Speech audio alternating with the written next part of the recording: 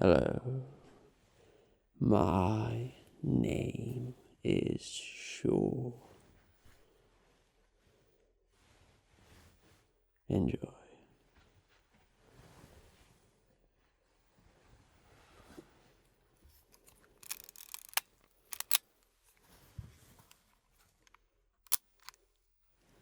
Excellent.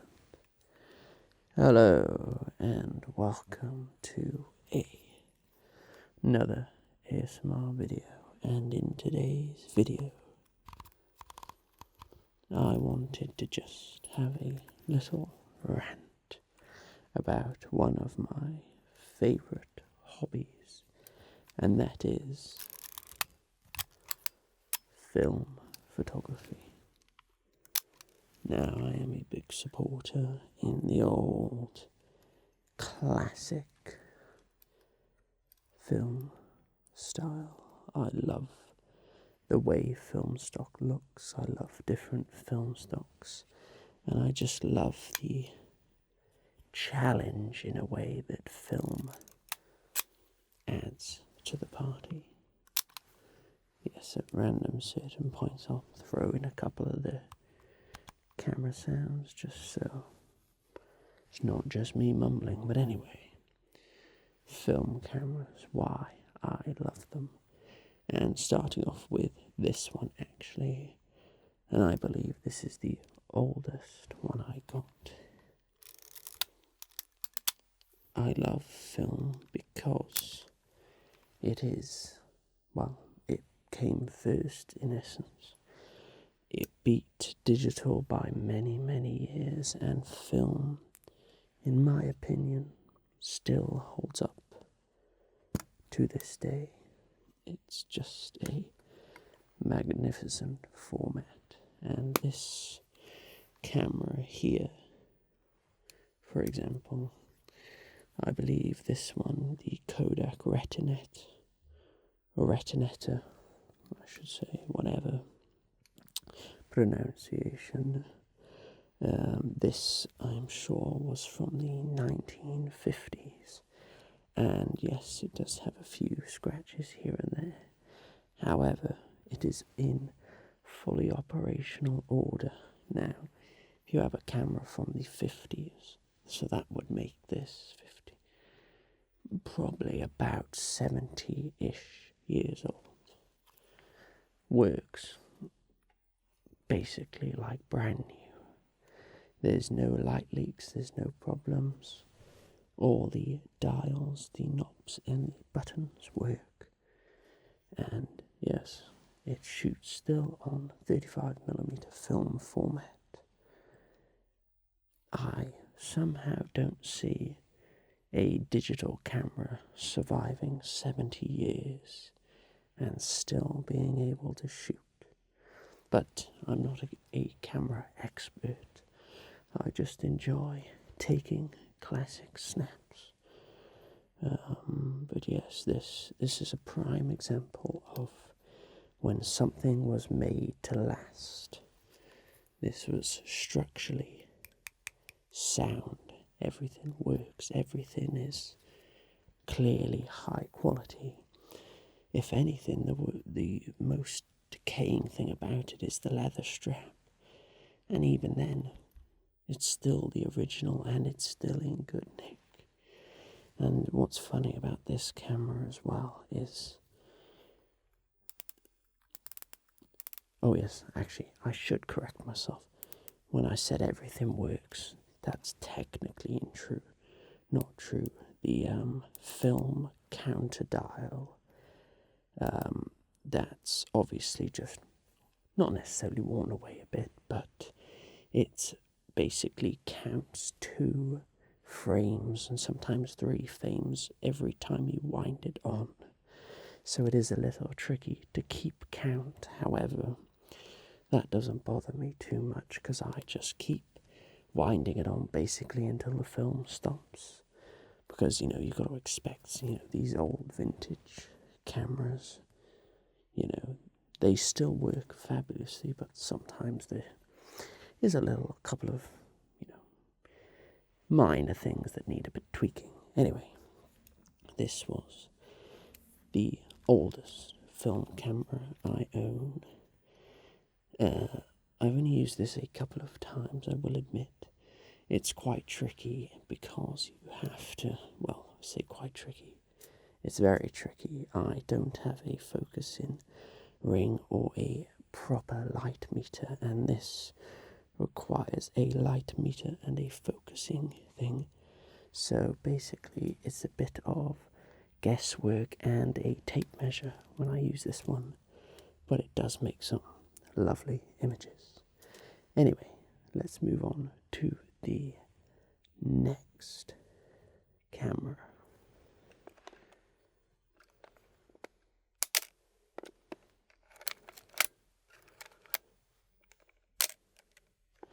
Now, I believe in age order that this is the second oldest camera I own. I can't say for definite, but I believe this is the Helena 3000. However, I could be incorrect. Anyway, this camera is an interesting one.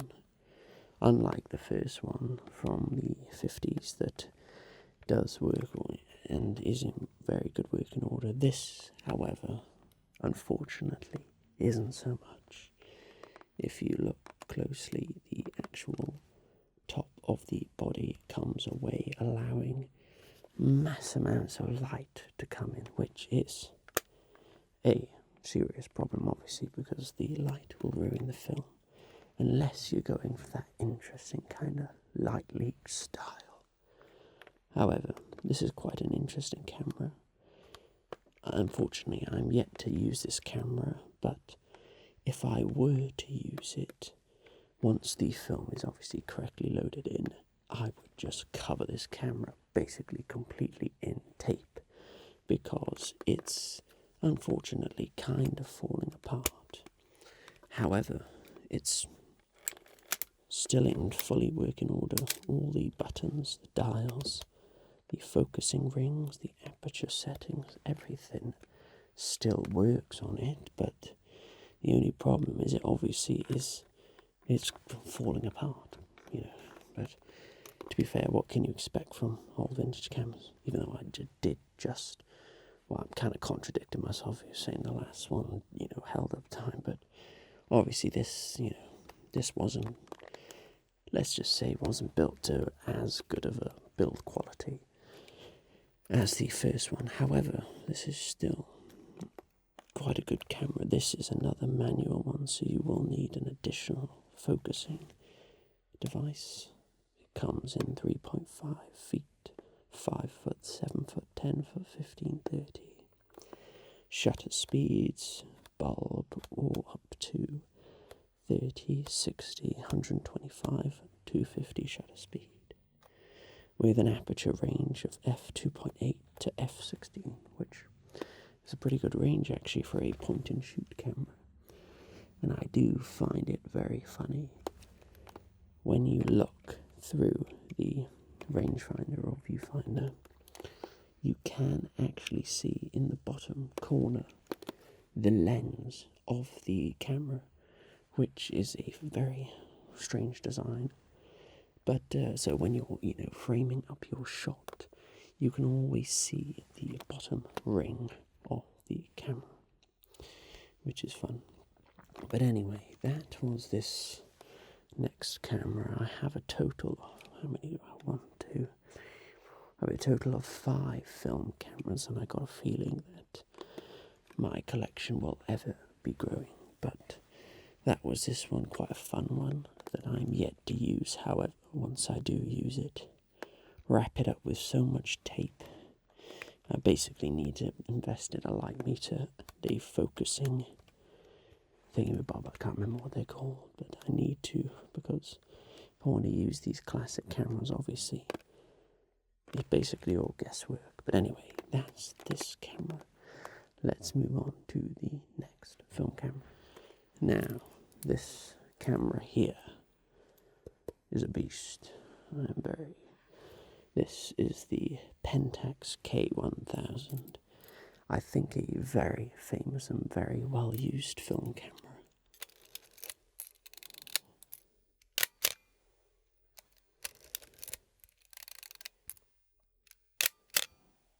beautiful sound. You ready?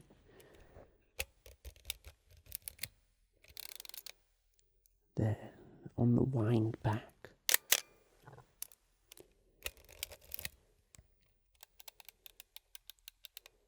Just that clicking, that's what makes me love this camera so much.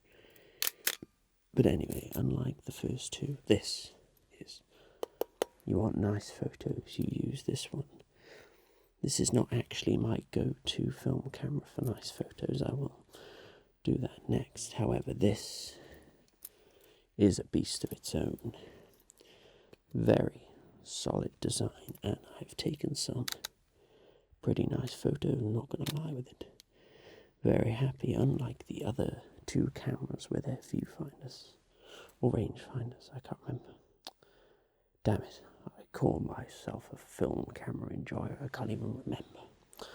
Anyway, with this camera, when you look through the viewfinder, you look through the lens. With the other ones, you don't. So when you take a picture with the other ones, you don't actually know what the image is going to look like. Well, obviously you know what it's going to roughly look like. However, when you look through the viewfinder on those cameras, you're not looking through the lens. So, for example, if I was looking through the lens, the viewfinder here, and I put my hand over the lens, obviously I wouldn't be able to see anything because the mirrors refract the light inside, so I can see whatever's coming through the lens is what is actually hitting the film. However, with the other cameras, when you look through the thing and you cover the lens, you can still see through, because the way the other cameras work, the light source comes in straight through the lens and hits the film immediately. With this, the light comes through the lens, bounces off a mirror, and you can see it through the thing. And then when you press down the shutter, the mirror flips up, the light exposes the film. The mirror flips down, and that's the shot. That's why when you look down the viewfinder on one of these and you press down the shutter, it goes black, because the mirror inside has flicked up. The light is passing through and exposing the film. However, with those cameras, when you press down the shutter, because the viewfinder is separate to the lens, the light simply passes through and you can still see through, but what's being exposed is marginally different to what you can see. That's just the basic interpretation, really. But anyway, back to this camera. I'm a big fan of this camera. Currently, I think we've got a 50mm lens on it, and it goes down to f2, so a nice bit of bokeh and whatever that blurry, marvellous effect is. But yeah, this is a very nice camera. It takes some very nice photos. This lens goes from an f2 to an f22 if you want absolutely everything in focus. From about, I believe, I can't remember what the focusing distance is. I believe it's about something like 20 or 30 centimetres. So if you wanted someone standing right up close to the camera, and also the entire background in focus, f22s you go to, plus, well, when you can focus to infinity as well, obviously that does help out. However, if you're going to f22, you will better make sure it's a very sunny day or you've got a lot of light, because you're just begging to be underexposed.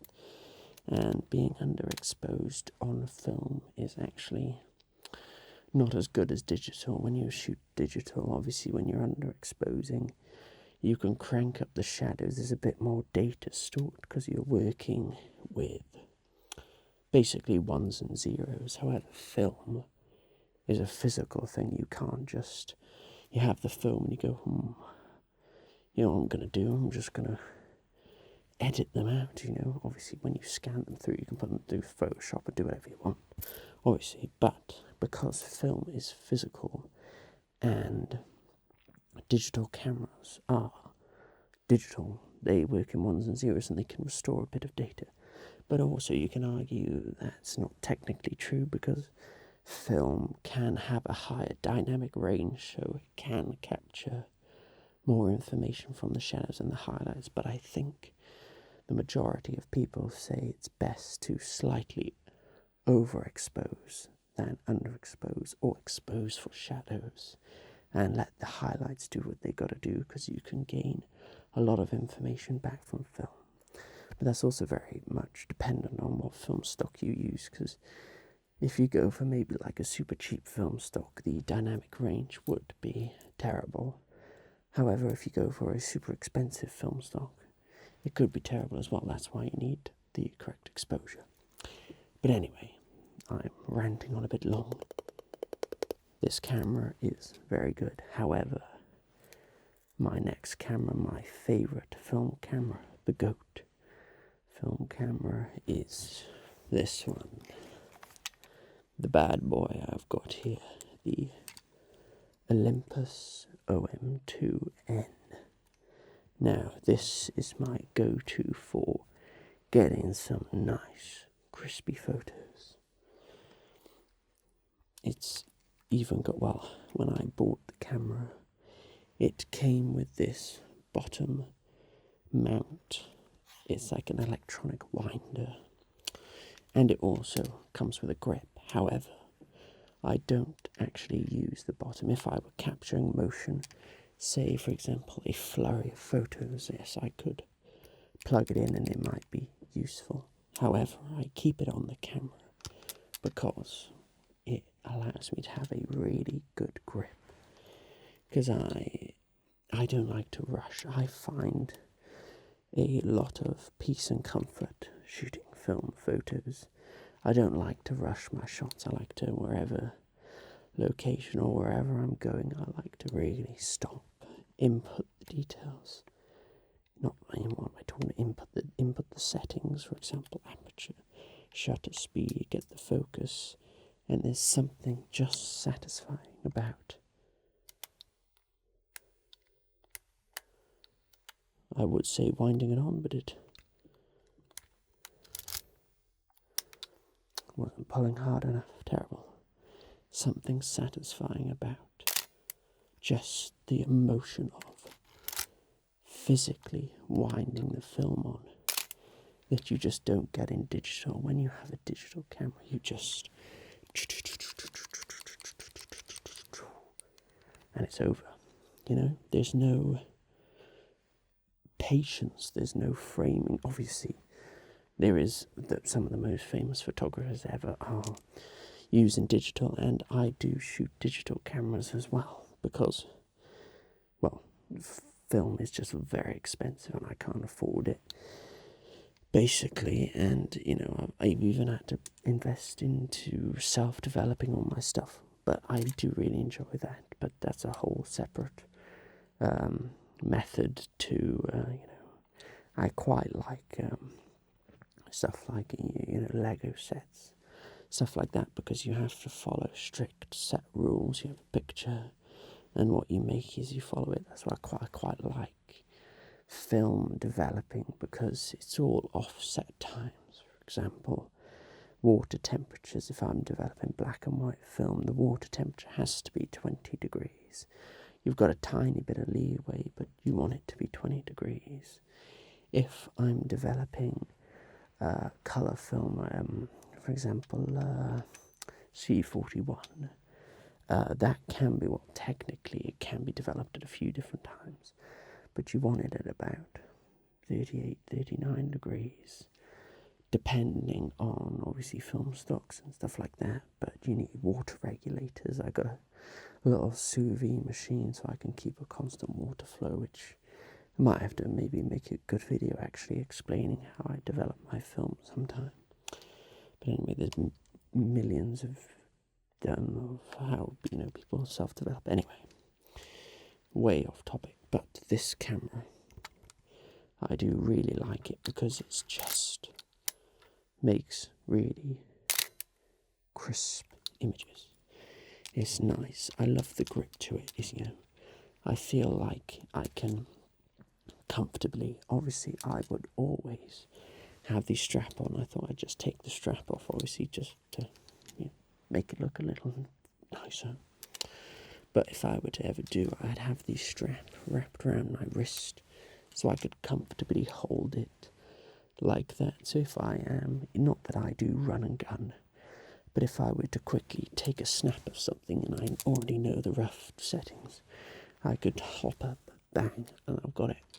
It's handy having a thing, but usually I will wear it around my neck, and whenever I want to take a nice photo, I will pull up, frame the shot up, make sure the lens cap is removed, obviously, focus in, do the things. I need a proper light meter, but at the moment, the light meter inside this camera is actually very good.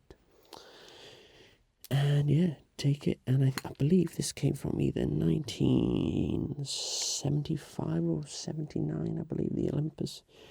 I think the Olympus OM2 was maybe 1975.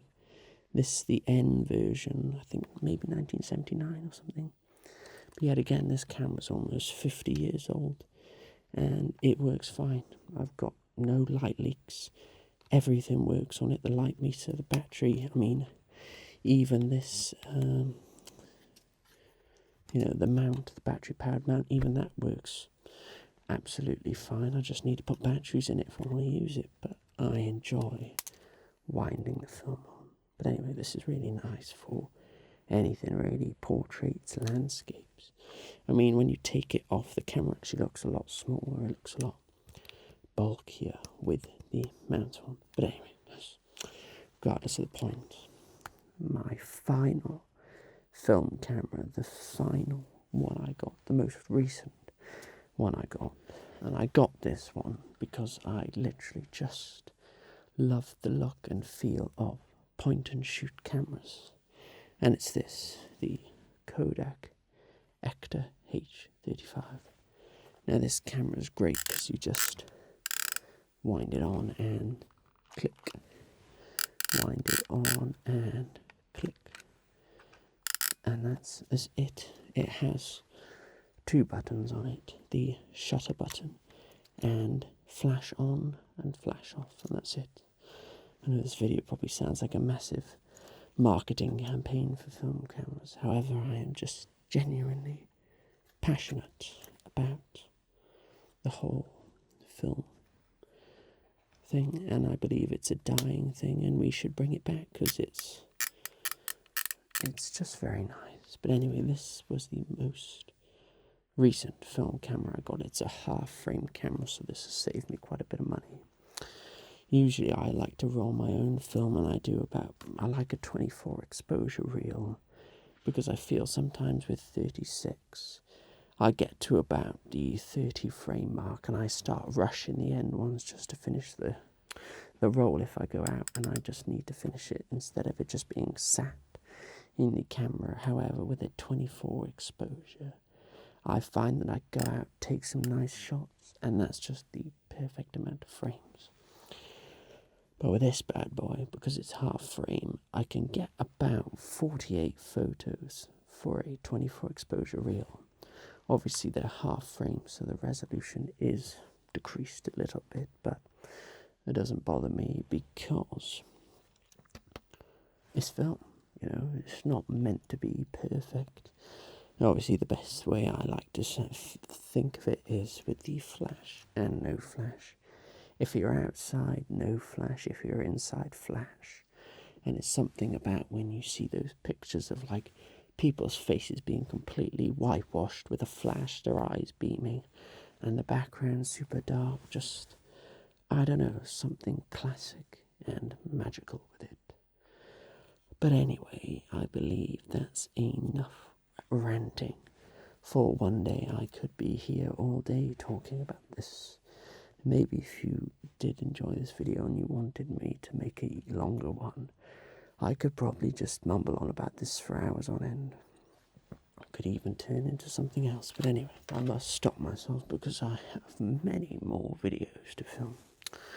Anyway, on that note, I hope you enjoyed this slightly different video, a bit more of a talking, mumbling around. This is the kind of videos I like. I love just talking about my passions, really. I love films and I love film cameras.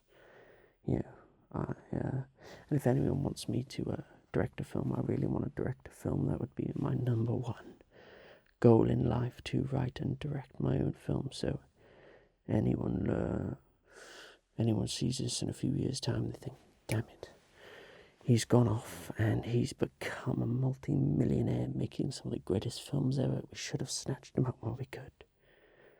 I am available to hire if you would like. Anyway, I'm going well off the top of it. This is what happens when I make these videos. I just chat rubbish for like half an hour. But anyway, I hope you have enjoyed this mumbly rant video. I enjoyed talking about my passions, and if you want to know more about film, or you want me to just talk about film stuff, I'd be much obliged. Anyway, hope you enjoyed this video, and see you in the next one. Goodbye for now.